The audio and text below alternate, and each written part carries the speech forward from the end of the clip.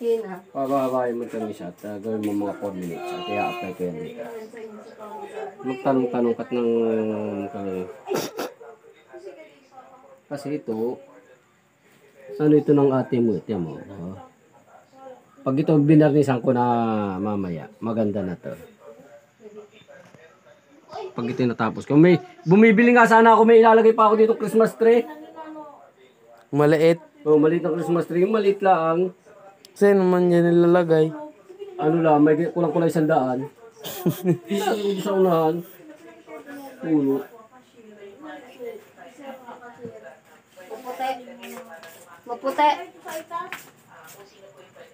Kaya, mapapasipag pa ang mama mo. Alam mo naman masipag yung mama mo. Nagtunog pala ang pagluwas. Paano? Hindi nga tinanggal. Nakita ko yun. Nung binakal namin, nakita kong nakakabit.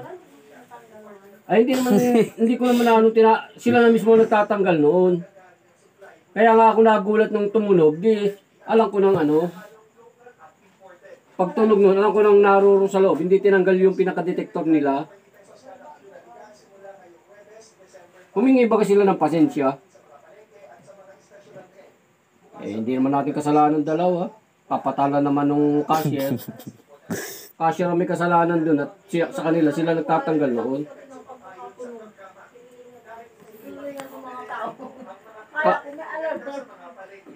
Cashier ang may ano noon, may diferensya.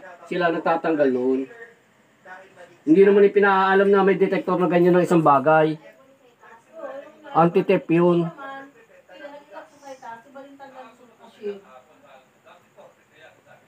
Anti-theft yun.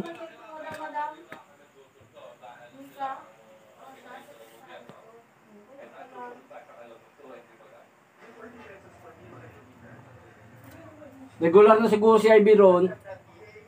Nagulat nga baga. Kaya sabi nga ibaga, sorry to. Oo nga. Yan nga, magsasorry talaga mga yan. Sala na yung kanilang cashier. Sabi ko, ayun ako tulog. Nagpaliman-liman man ako nagpili ako. Christmas mo ka. Pabili ka. Hindi naman, so albuni nga lang kita. Kita mo ang cashier. Eh kung sila'y magagalit, di magagalit din ako. Wala nga naman tayo pag ano, kung kasalanan nila. Di mo ninaliso ko anti-detect. Sa anti-theft yun. Yan.